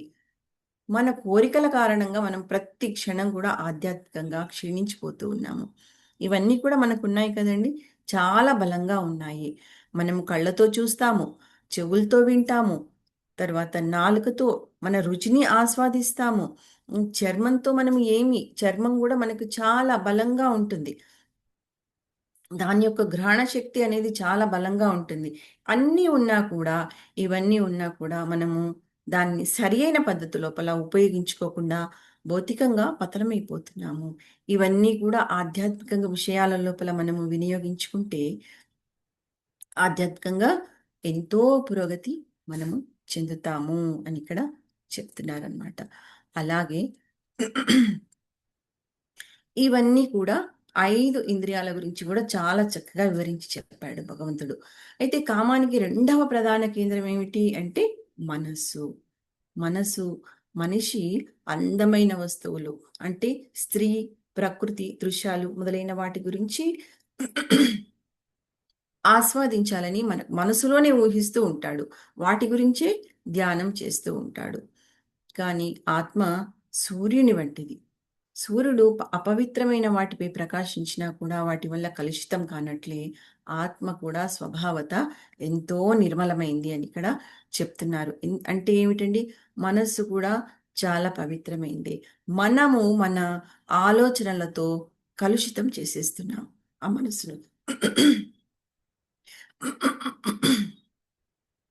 అయితే ఇక్కడ ఆత్మ నిర్మలమైన ఆత్మ ఎలా అంటే గనుక కామము, మనస్సు, బుద్ధి మరి ఇంద్రియాలు అని ఆవరణతో కప్పబడి ఉందని ఇంతకుముందే మనం చెప్పుకున్నాము. ఈ 3 కూడా కామంతో కప్పబడి ఉండడం వల్ల మనం అసలైన నిర్మల స్వరూపాన్ని మనం గుర్తించలేకపోతున్నాము. ఎలాగా అంటే కనుక మనం ఒక మంచి ఉదాహరణ చెప్పుకుందాము. మన ఈ శరీరం ఉందనుకోండి. ఈ శరీరం అంతా కూడా ఒక రాజ్యం. అయితే మరి ఆత్మ ఎవరు? ఆ రాజ్యానికి రాజు లాంటివాడు. ఈ శరీరానికి రాజు ఆత్మ. బుద్ధి ఒక మంత్రిగా పనిచేస్తాడు. మంత్రి రాజుకు సరైన మార్గాన్ని చూపాలి కదండీ! మనస్సు ఒక కార్యదర్శి వంటిది. అంటే ఒక సెక్రటరీ. అంటే భోగాలను అనుభవించే ప్రణాళికలను అంతా కూడా మనస్సే చూసుకుంటుంది. మనస్సే ప్లాన్ చేస్తూ ఉంటుందన్నమాట. ఇంద్రియాలు మాత్రము ఆ రాజ్యానికి ద్వారాలు. అంటే ఆ శరీరం అనే రాజ్యానికి ఇంద్రియాలు ద్వారాల లాంటివి. మరి శత్రువు ఎవరండి ఇక్కడ? అంటే కామము. అయితే మరి శత్రువుని ఎక్కడ ఉంచాలి మనము? సాధారణంగా శత్రువుని ఎక్కడ ఉంచుతాం మనము? రాజ్యం బయటనే ఉంచుతాం కదండీ! రాజ్యం లోపలికి రానివ్వకుండా చేస్తాం కదా! రాజ్య ద్వారాల గుండా లోపలికి ప్రవేశించనివ్వకూడదు గదా! అయితే ఒక్కసారి శత్రువు ద్వారాల గుండా లోపలికి ప్రవేశిస్తే మొట్టమొదటగా ఏం చేస్తాడు ఆ శత్రువు? సెక్రటరీ ఉంటాడక్కడ. కార్యదర్శి. ఆ సెక్రటరీని ఆధీనం లోపలికి తీసేసుకుంటాడు. అంటే ఏమిటి? కామం ఏం చేస్తుంది? మొట్టమొదటగా మనస్సును ఆక్రమించేస్తుంది. ఆ తర్వాత ఏం చేస్తుంది? మంత్రిని జయించేస్తాడు. మంత్రిని జయించడం చాలా ఈజీ. బుద్ధి. బుద్ధిపై ఆహ్, ఆక్రమించేస్తుంది. బుద్ధినంతా కూడా ఆక్రమించేస్తుంది. చివరికి ఏం చేస్తుంది కామము? ఆత్మ పైన కూడా ప్రభావం చూపుతుంది. అంటే రాజును కూడా ఆక్రమించేస్తుంది. రాజును కూడా ఓడించేస్తుంది. అలా జరిగితే మనము ఆధ్యాత్మికంగా నిలబడలేము అని ఇక్కడ శ్రీకృష్ణ భగవానుడు అర్జునికి చాలా క్లియర్‌గా చెప్తున్నాడు. అందువల్ల మనము మన మనస్సును ఏం చేయాలి అంటే భక్తి వైపు మళ్ళించాలి, కృష్ణ చైతన్యం వైపు మళ్ళించాలి, ఇంకా శాస్త్ర పఠనం లోపల నిమగ్నం చేయాలి మన మనస్సును. బుద్ధి ఎల్లప్పుడూ కూడా మనస్సు కంటే ఉన్నత స్థానం లోపల ఉంచాలి, ఉండాలి కూడా. మనస్సు బుద్ధికి లోబడే ఉండాలి ఎప్పుడు కూడా. స్థూల ఇంద్రియాలు అన్నింటికంటే దిగువ స్థాయి లోపల ఉంటాయి. క్రమం అనేది ఇలా ఉండాలి. ఎలా ఉండాలి? ఆత్మ గొప్పది, తర్వాత బుద్ధి, తర్వాత మనస్సు, తర్వాత ఇంద్రియాలు. ఆత్మ ఏం చేస్తుంది? బుద్ధికి ఆదేశాన్ని ఇస్తుంది. బుద్ధి ఏం చేస్తుంది? మనస్సుకు ఆదేశాన్ని ఇస్తుంది. మనస్సును నియంత్రిస్తుంది. మనస్సు ఏం చేస్తుంది? ఇంద్రియాలను నియంత్రించాలి. అప్పుడు మాత్రమే మనము కామం నుంచి రక్షించబడతాము. తప్పకుండా రక్షించబడతాము. కాకపోతే మన ఆలోచన విధానం లోపలనే తేడా ఉంటుంది. మనము మార్చుకోవాలి, మార్పు చేసుకోవాలి. అప్పుడు మనము కామం నుంచి రక్షించబడతాము. అయితే ఈ కామం ఏమైతుంది? ఈ క్రమం ఏదైతే ఉంటుందో, ఎప్పుడైతే తిరిగిపోయి ఉంటుందో, అంటే రివర్స్‌గా ఉంటుందో, తారుమారైతుందో, అప్పుడు మనము ఎప్పటికీ కూడా ఆధ్యాత్మికంగా పురోగమించలేము అని చెప్పి ఇక్కడ చెప్తున్నారు. ఎలాగా అంటే, మన ఇంద్రియాలు మన మనస్సును నియంత్రించకూడదు. మన మనస్సు మన బుద్ధిని నియంత్రించకూడదు. మన బుద్ధి ఆత్మను నియంత్రించే స్థితికి రాకూడదు. అలా జరిగితే ఏమవుతుంది అంటే, ఇప్పుడు ఒక కుటుంబంలో ఒక పెద్ద మనిషి ఉన్నాడు. ఒక పెద్ద మనిషి అంటే ఏమనుకోవాలి? యజమాని అని అనుకోవాలి, లేదా భర్త. మొత్తం కుటుంబాన్ని సక్రమంగా నడిపిస్తాడు. ఒకవేళ ఆ భర్తనే బలహీనుడైపోయి డబ్బుని ఎలా ఖర్చు పెట్టాలో తెలియక తన భార్యపై, లేదా తక్కువ ఇంకా వివేకము, జ్ఞానము ఉన్న మరొకరిపైన ఆధారపడితే ఏమవుతుందండి అప్పుడు? అప్పుడు భార్యనే కుటుంబాన్ని నియంత్రించడం ప్రారంభిస్తుంది. అదేవిధంగా జీవితం లోపల కూడా ఆత్మ అత్యున్నత స్థానం లోపల ఉండాలి. దాని తర్వాత బుద్ధి, తర్వాత మనస్సు, చివరగా ఇంద్రియాలు ఉండాలి. లేకపోతే ఈ భౌతిక వ్యవస్థలో మనము చిక్కుకొని పోతాము. ఆ ఆధ్యాత్మికంగా పురోగమించలేము ఇక్కడ చెప్తారు. మరి ఎలాగా? దీనిని ఎలా చేసుకోవాలి అంటే, మొట్టమొదటగా మనము మన ఇంద్రియాలను కాపాడుకోవాలి. మనస్సును భగవంతుని పైన నిమగ్నం చేయాలి. మన బుద్ధిని కూడా మనం బలపరుచుకోవాలి. కామాన్ని సేవాభావంతో భర్తీ చేయాలి. కామాన్ని ఎలా మనం ఉపయోగించుకోవాలండి అంటే, స్వార్థపూరితమైన కోరికలను కాకుండా సేవాభావంతో భర్తీ చేయాలి. అప్పుడు మనకు అధోగతి ఎలా ప్రారంభమవుతుంది? ఎలా ప్రారంభమవుతుంది అంటే కనుక, అధోగతి అనేది కామానికి బానిసైపోతే అధోగతి ప్రారంభమవుతుంది. కామాన్ని మనం జయిస్తే, కామం నుంచి రక్షించబడగలిగితే, అప్పుడు మనకు పురోగతి ప్రారంభమవుతుంది మన జీవితం లోపల అని ఇక్కడ చెప్తున్నారు. ఇంద్రియాలు విషయాలతో సంబంధం కలిగి ఉంటాయి. ఆ తర్వాత మనకు మనస్సులో వాటి గురించి ఆలోచన మొదలవుతుంది. ఏమిటి ఆలోచన అంటే కనుక, ఆ ఆలోచన వచ్చిందంటే ఆలోచన నుంచి ఏమొస్తుందండి? ఆసక్తి పుడుతుంది గదా! అంటే ఆ ఆలోచన నుంచి ఆసక్తి పుడుతుంది. ఆసక్తి అంటే తెలుసుకోవాలి. ఇంకా దాని గురించి ఇంకా తెలుసుకోవాలి. ఆ తెలుసుకున్న తర్వాత ఏమవుతుంది? దానిని ఆస్వాదించాలని కోరిక ఉంటుంది. దానినే కామము అని అంటారు. ఆ ఆ ఆసక్తి కాస్త కామంగా మారిపోతుంది. మరి కామం నెరవేరకపోతే ఏమవుతుంది అంటే, కోపంగా మారుతుంది. కోపమొస్తే ఏమవుతుంది? బుద్ధి నశించిపోతుంది. బుద్ధి నశిస్తే ఏమవుతుంది? స్మృతి నశించిపోతుంది. అంతా నశించిపోతుంది. చివరకు మనిషి ఏమైపోతాడు? మోహానికి లోనై బానిసై పతనమైపోతాడు. అయితే ఇది ఎలా ఎలా అనుకోవాలి అంటే కనుక, ఇది ఒక కొండ అంచున నిలబడి ఒక వ్యక్తి ఆత్మహత్య చేసుకోవాలి అని అనుకుంటున్న ఒక వ్యక్తి వలె ఉంటుంది ఇదంతా కూడా. మొట్టమొదటగా అతని ఆలోచన ప్రారంభమవుతుంది. ఆ ఆలోచన నియంత్రించకపోతే చివరకు ఏమైపోతాడు అతను? పతనమైపోతాడు. అలాగా మనము ఏమనుకోవాలి ఇక్కడ? ఇంద్రియాలు, మనస్సు, ఆసక్తి, కామం, కోపం, మోహం, స్మృతి నాశనం, బుద్ధి నాశనం, పతనము అని ఈ క్రమాన్ని మనము ఇలా క్రమం తప్పకుండా ఇలాగ మనము తెలుసుకున్నామన్నమాట. ఇప్పటి వరకు. అయితే ఒక వ్యక్తి కొండపై నుంచి దూకాలని ఇంతకుముందు ఒక వ్యక్తి కొండపైన నిలబడి ఆత్మహత్య చేసుకోవాలి అని అనుకునే వ్యక్తి వలె ఉంటుంది. ఎలాగా? ఈ ఆలోచన నుంచి ఆసక్తి, ఆసక్తి నుంచి కామము, కామం నుంచి కోపము, కోపం నుంచి బుద్ధి, తర్వాత స్మృతి నాశనము. ఇవన్నీ కూడా అంచులో నిలబడి ఆత్మహత్య చేసుకోవాలనే ఒక వ్యక్తిలాగా అలా ఉంటుంది అని ఇక్కడ చెప్తున్నారు. భగవంతుల వారు చెప్తున్నారు. అయితే ఇక్కడ ఒక వ్యక్తి కొండపై నుంచి దూకాలని అనుకున్నాడని అనుకుందాము. కానీ దూకే ముందు నేనెందుకు ఆత్మహత్య చేసుకోవాలి అని ఆలోచిస్తే ఆ వ్యక్తి అతను తన నిర్ణయాన్ని కూడా మార్చుకోవచ్చు. అంచులో నిలబడి కూడా నిర్ణయాన్ని మార్చుకోవచ్చు. అందుకనే ఆ మొట్టమొదటి దశ ఏదైతే ఉంటుందో అది చాలా ముఖ్యమైనది. మన బాధలకు కారణం ఇంద్రియాలే అని గుర్తించాలి. గుర్తించి నా ఇంద్రియాలు ఇటువంటి విషయాలతో సంబంధం పెట్టుకోకుండా నేను ఎలా ఆపాలి అని చెప్పి అనుకోవాలి.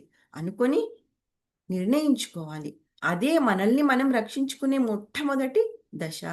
అలా చేస్తే ఆ వ్యక్తి దూకకుండా వెనక్కొచ్చేస్తాడు. ఆత్మహత్య చేసుకోడు ఇంకా ఆ వ్యక్తి. మరి రెండవ దశ ఏమిటి అంటే, ఇంద్రియాలు ఇప్పటికే అన్ని విషయాలతో సంబంధం పెట్టుకున్నాయి.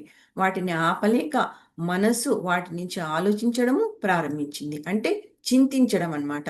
ఈ దశలో మనము మనల్ని మనమే ప్రశ్నించుకోవాలి. నేను ఈ విషయాన్ని గురించి ఆలోచించడం ఇప్పుడు నేను ఆపగలనా? ఆలోచించేది ఆపితే ఏమవుతుంది? అలా ఆపగలిగితే మనము మనల్ని మనం రక్షించుకోవచ్చు. కనీసం ఈ రకంగానైనా మనము ఒక్క చిన్న ఆలోచన మనం ఆలోచిస్తే, ఈ రకంగా మనం చేస్తే కనుక, ఎందుకు ఎందుకు నేను ఇంత లోబడిపోయి ఉండాలి?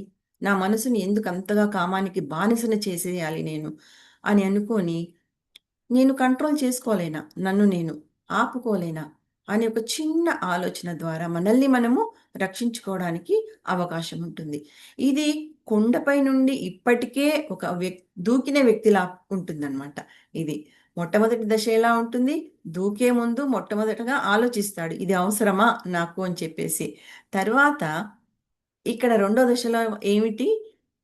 అప్పటికే దూకిన వ్యక్తిలా ఉంటుంది అని చెప్పి చెప్తున్నారు. ఇంద్రియాలు విషయాలతో సంబంధం పెట్టుకున్న క్షణమే అంటే వచ్చేసింది. ఆలోచనలన్నీ ఆల్రెడీ వచ్చేసాయి. అయితే అది దూకినట్లే అన్నమాట. అది దూకిన వెంటనే నేను ఇలా ఆలోచించకూడదు అని ఒక్కసారి గ్రహిస్తే ఇంకా రక్షించుకునే అవకాశము చాలా ఉంటుంది ఇక్కడ చెప్తున్నారు. ఏదైనా పట్టుకొని మళ్ళీ పైకి ఎక్కోవచ్చు. మధ్యలో పడిపోయాడనుకోండి, ఏదో చెట్టో, ఏదో కొమ్మనో ఉంటుంది కదా! దాన్ని పట్టుకొని ఎక్కి తనని తాను కాపాడుకోవచ్చు. అలాగా. ఎందుకంటే దూకిన వెంటనే ఇలా నేలనైతే తాకలేడు గదండీ! అందుకని పైకెక్కడానికి అవకాశం ఉంది అతనికి. అలా ఎక్కి తనను తాను కాపాడుకోవచ్చు. అదేవిధంగా ఆధ్యాత్మిక జీవితంలో కూడా ప్రారంభ దశలోనే తిరిగి రావడం చాలా సులభము. మధ్య దశలో కొంత కష్టమవుతుంది. కానీ దాదాపు పతనం పూర్తయ్యే స్థితికి చేరుకుంటే మాత్రం తిరిగి రావడం అనేది చాలా కష్టమైపోతుంది.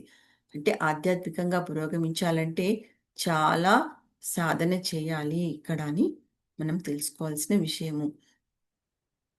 అందువల్ల ఈ 2 విషయాల్ని మనం బాగా అర్థం చేసుకోవాలి. ఏమిటి అంటే ఇంద్రియ భోగమే కామానికి మూలము. కామమే మన శాశ్వతమైన శత్రువు అనేది మనము తెలుసుకోవాలి. ఇంద్రియాలపై ప్రారంభంలోనే మనం నియంత్రణ ఉంచితే మనస్సు, బుద్ధి మరియు ఆధ్యాత్మిక పరమైన జీవితము అంతా కూడా రక్షించబడుతుంది అని చెప్పి మనం తెలుసుకోవాలి. మరి ఈ విషయాన్ని ఇంకొక కథ ద్వారా కూడా మనము తెలుసుకుందాము. ఏమిటి ఆ కథ అంటే గనక పురూరవుడు. పురూరవుడు శ్రీమద్ భాగవతం లోపల వస్తుంది పురూరవుడి కథ. పురూరవుడు చాలా గొప్ప చక్రవర్తి.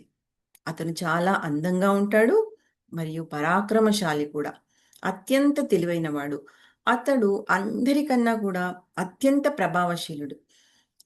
అయితే ఒకసారి అతడు ఊర్వశి అనే అప్సరసపై ఆకర్షిత ఆకర్షిత ఆకర్షితుడవుతాడు. ఊర్వశి ఎంతో అందమైన సౌందర్యం కలిగి ఉంటుంది.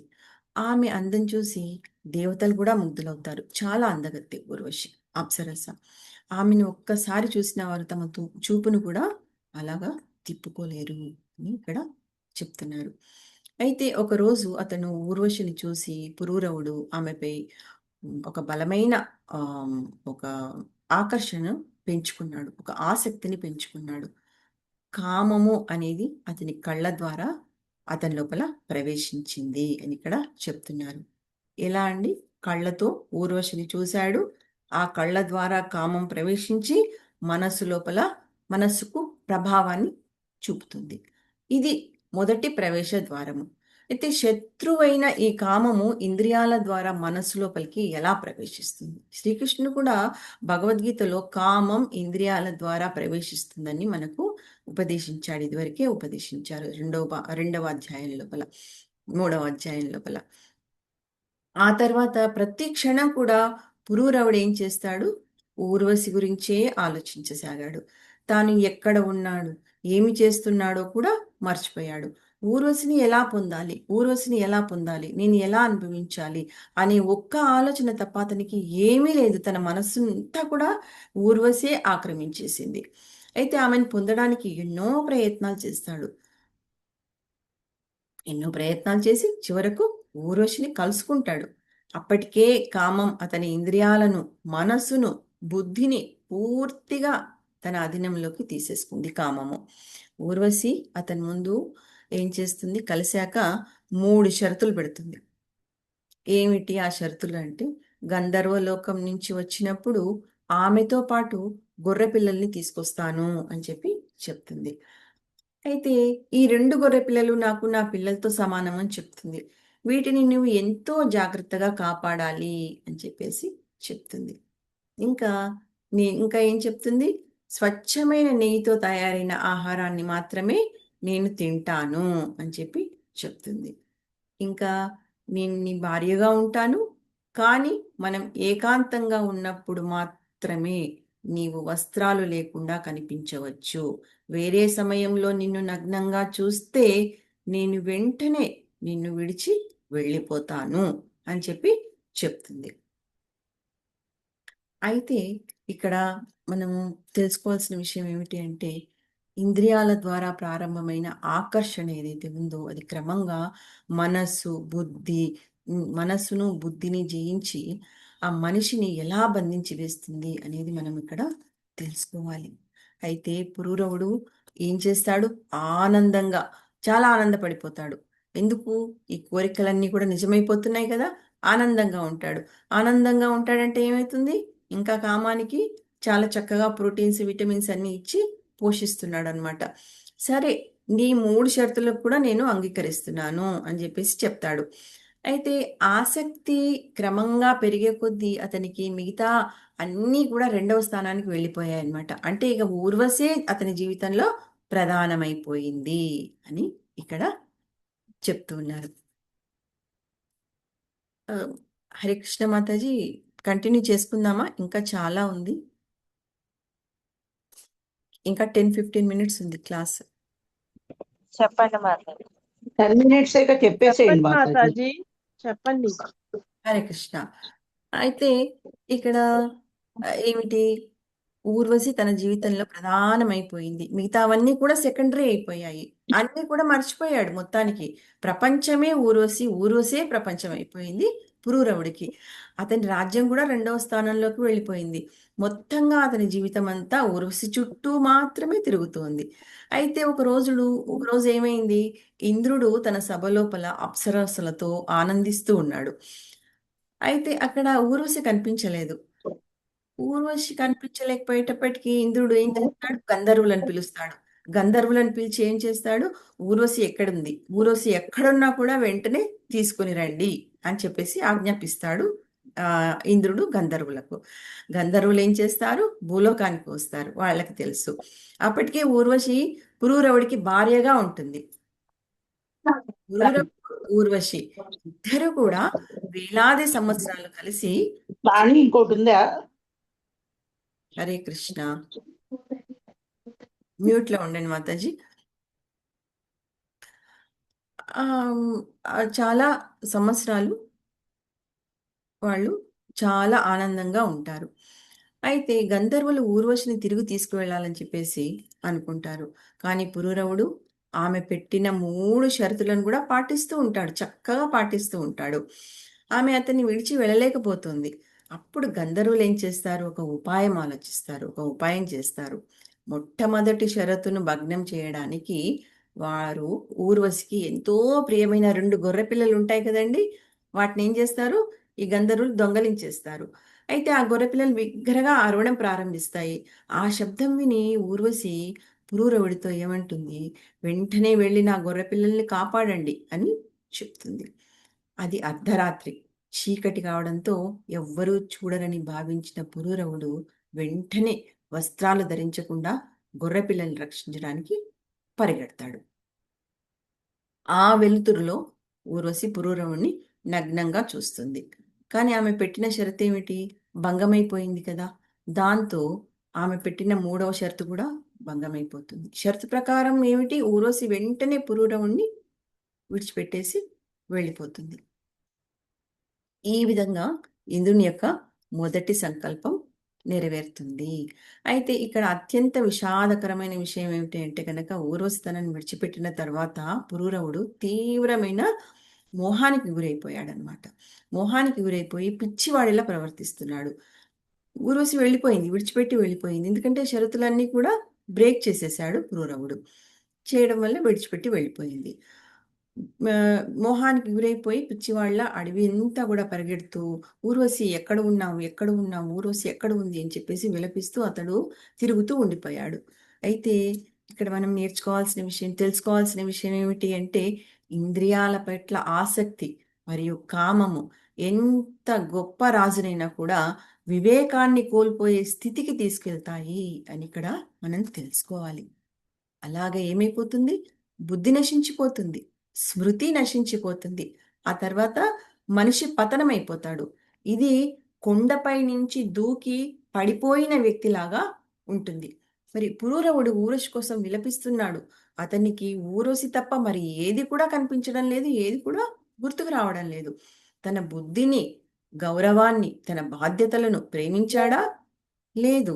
అవన్నీ కూడా కామం చేత కప్పబడి ఉన్నాయి అని ఇక్కడ మనం తెలుసుకోవాలి. కొంతకాలం తర్వాత అతనికి ఏమైంది? జ్ఞానం వచ్చింది. అతను తనలో తాను ఇలా ఆలోచిస్తున్నాడు. ఏమిటి? నేనేం చేస్తున్నాను ఇప్పుడు? నేను ఎందుకు ఇలా మూర్ఖుల్లా ప్రవర్తిస్తున్నాను అని అనుకొని అప్పుడు అతనికి అర్థమైపోయింది. ఇది ఊర్వశి సమస్య అనేది ఊర్వశి కాదు. సమస్య అనేది అతని నియంత్రణలో లేని మనస్సు. నా నియంత్రణలో లేని మనస్సే కారణము అని చెప్పేసి తెలుసుకుంటాడు, జ్ఞానాన్ని పొందుతాడు. చివరికి అతను తిరిగి తన వివేకాన్ని పొంది జ్ఞానాన్ని సంపాదించుకుంటాడు. పోయిన జ్ఞానాన్ని సంపాదించుకుంటాడు. ఇంకొక అలాగే చిన్న ఉదాహరణ ఏమిటి అంటే కనుక ఇది దేనికి ఉదాహరణ అంటే కనుక మన దగ్గర ఒక అమూల్యమైన ఒక వజ్రం ఉందనుకోండి. ఆ వజ్రాన్ని పట్టుకొని మనము రోడ్డుపై నడుస్తూ ఉంటే కనుక ఒక మాంత్రికుడు వస్తాడు. మాంత్రికుడు అంటే ఒక మెజిషియన్ వస్తాడు. ఒక మెజిషియన్ వచ్చి ఏం చేస్తాడు? తన మ్యాజిక్‌తో ఆ వజ్రాన్ని తీసుకెళ్ళిపోతాడు. మరి వజ్రం పోయిన తర్వాత మనం దానిని వెతకడం ప్రారంభిస్తాం కదా! అలాగా పోయిన వజ్రాన్ని తిరిగి పొందడం అంత సులభమా? చేతిలో నుంచి జారిపోయింది. మాయమైపోయింది. దానిని వెతకడం చాలా కష్టం అది. అయితే మరి మనం ఎక్కడ వెతికినా కూడా అది దొరకకపోవచ్చు. అలాగా అదే విధంగా ఆత్మ కూడా ఒక అమూల్యమైన వజ్రం లాంటి పవిత్ర చైతన్యాన్ని కలిగి ఉంటుంది. ఆ చైతన్యం ఎప్పుడు కూడా పవిత్రంగా ఉండాలి. అది భౌతిక కోరికల వల్ల కలుషితము కాకూడదు. కానీ మనం ఏం చేస్తున్నాము? ఈ భౌతిక ప్రపంచంలోకి వచ్చిన తర్వాత మన చైతన్యము భౌతిక విషయాలపై ఆసక్తి చూపడం ప్రారంభమవుతుంది కాబట్టి అది కలుషితమైపోతుంది. అప్పుడు వజ్రాన్ని కోల్పోయినట్లే మనము అసలైన చైతన్యాన్ని కోల్పోతాము. అంటే కృష్ణ చైతన్యాన్ని కోల్పోతాము. భగవంతునికి దూరం అయిపోతాము. భౌతికంగా మనము పడిపోయి మాయ చేత బంధించబడతాము. అలాగా ఆ అమూల్యమైన వజ్రాన్ని కోల్పోయిన క్షణమే మనము ఈ భౌతిక ప్రపంచ బంధనం లోపల చిక్కుకొని పోతాము. అంటే మన లోపల శుద్ధమైన చైతన్యం పోయిందనుకోండి, ఏమైపోతుంది అప్పుడు? మనం మాయకు బానిసలం అయిపోతాము, భౌతిక బంధనాలలో చిక్కుకుంటాము. అందుకని ఇక్కడ మనం తెలుసుకోవాల్సిన విషయం ఏమిటి అని అంటే, మన అసలైన సంపద శుద్ధమైన కృష్ణ చైతన్యము. దానిని ఇంద్రియ భోగాల వల్ల కలుషితం కాకుండా కాపాడుకోవడమే ఆధ్యాత్మిక జీవితం లోపల అత్యంత ముఖ్యమైన ఉద్దేశము మరియు కర్తవ్యము అని చెప్పి అనుకోవాలి మనము. అయితే మనం మన చైతన్యాన్ని శుద్ధి చేసుకోవాలి, పవిత్రం చేసుకోవాలి. చైతన్యం పవిత్రమైనప్పుడు మనకు శాశ్వత జీవితం గురించి ఒక నిజమైన అవగాహన అనేది మనకు వస్తుంది. అప్పుడే మనం ఏం తెలుసుకుంటాము? అలాంటి శాశ్వతమైన అవగాహన వచ్చినప్పుడు ఏం తెలుసుకుంటాము అంటే, మనకు మరణము లేదు, మనకు మళ్ళీ జన్మ అనేది ఉండదు, వృద్ధాప్యం అనేది ఉండదు. ఇదే శాశ్వతమైన జీవితం, ఎటర్నల్ లైఫ్ అని చెప్పి మనం అనుకుంటాము. ఇది మన చైతన్యం పూర్తిగా శుద్ధమైనప్పుడు మాత్రమే సాధ్యమవుతుంది అని ఇక్కడ చెప్తున్నారు. మరి మనం ఈ భౌతిక ప్రపంచానికి ఒక అమూల్యమైన వజ్రం తీసుకొని వచ్చాము, కానీ మాయ అనే ఒక మాంత్రికుడి చేత మనల్ని మోసం చేసి ఆ వజ్రాన్ని దోచుకున్నాడు. ఎవరు దోచుకున్నారు? మాయ దోచుకుంది. అందువల్ల కామము మనలను తాత్కాలిక సుఖాల వైపు ఆకర్షించి మన అత్యంత విలువైన సంపద అయిన శుద్ధ కృష్ణ చైతన్యాన్ని మర్చిపోయేలా చేస్తుంది ఈ కామము. మరి మనం ఇక్కడ తెలుసుకోవాల్సిన విషయం ఆఖరిగా ఏమిటి అంటే, ఆ కాలం లోపల ఊర్వశికి ఆ ఊర్వశి పట్ల ఆకర్షితుడై పురూరవుడు అలా చేశాడు. మరి ఈ కాలం లోపల ఊర్వశి ఎవరు? మన నేటి కాలం లోపల ఊర్వశి ఎవరు? ఎంతమంది ఊర్వశులు ఉన్నారు అంటే, మొట్టమొదటిగా మనం చెప్పుకోవాల్సింది సోషల్ మీడియా, యూట్యూబ్లో మొదలైన వినోద మాధ్యమాలు, అధిక వినోద వ్యసనము. అంటే ఒక లిమిట్ లేదనమాట, అన్లిమిటెడ్గా మనము ఆ ఆనందాన్ని ఆస్వాదిస్తూ ఉన్నాము. విపరీతంగా సోషల్ మీడియాకు బానిసైపోయాము. నియంత్రణ లేని సంబంధాలు, భౌతిక హోదా, సమాజం లోపల పేరు గుర్తింపు పొందాలనే ఒక కోరిక, తర్వాత ఇంద్రియ తృప్తి. ఇలాంటి ఊర్వశులు ఎవరెవరండి? సోషల్ మీడియా, యూట్యూబ్, నియంత్రణ లేని సంబంధాలు, భౌతికపరమైన హోదా పొందాలి, దాని కొరకు ఏమైనా చేయాలి అనే ఒక ఆరాటము, సమాజంలో పేరు ప్రతిష్టలు పొందాలి, ఒక గుర్తింపు, ఒక రికగ్నిషన్ పొందాలి అనే ఒక ఆరాటము, ఇంద్రియ తృప్తి. మనము ఇంద్రియాలను ఎలా తృప్తిపరచుకోవాలి? చూసిందల్లా, కళ్ళతో చూసిందల్లా కావాలని ఎలా మనం దక్కించుకోవాలి? వాసన చూసిందంతా కూడా మనం ఎలా ఆస్వాదించాలి? చెవులతో వినిందంతా కూడా దానిని ఎలా మనం ఆస్వాదించాలి? దానిని ఎలా లోబట్టుకోవాలి? ఇలాంటివన్నీ కూడా ఈ కాలంలో ఉండే ఊర్వశులు అని ఇక్కడ చెప్తున్నారు. ఈ ఊర్వశులన్నీ కూడా మనల్ని బంధిస్తున్నాయి. ఈ పురూరవుడి ప్రేమ నిజమైన ప్రేమ కాదు, ఇది భౌతిక మోహం మాత్రమే అని ఇక్కడ మనము తెలుసుకోవాలి. అయితే ఇక్కడ చిన్న విషయం ఏమిటి అని అంటే కనుక, చైతన్య మహాప్రభువుతో ఇక్కడ ఒక పోలిక ఉంది. ఎలాగా అంటే, శ్రీ చైతన్య మహాప్రభువు కూడా శ్రీకృష్ణుని యొక్క విరహం లోపల వీధుల్లో పరుగులు తీశారు. కృష్ణుడి కొరకు వెతుకుతూ సముద్రం లోపల కూడా దూకారు. ఆయన ఎప్పుడూ కూడా కృష్ణుని గురించి ఆలోచిస్తూ కృష్ణుని కొరకు విలపించేవారు శ్రీ చైతన్య మహాప్రభువు. అయితే ఇక్కడ పురూరవుడు ఏడ్చాడు ఊర్వశి కొరకు. శ్రీ చైతన్య మహాప్రభువు కూడా శ్రీకృష్ణ భగవానుని విరహం లోపల ఏడ్చారు. ఇద్దరు కూడా ఏడ్చారు.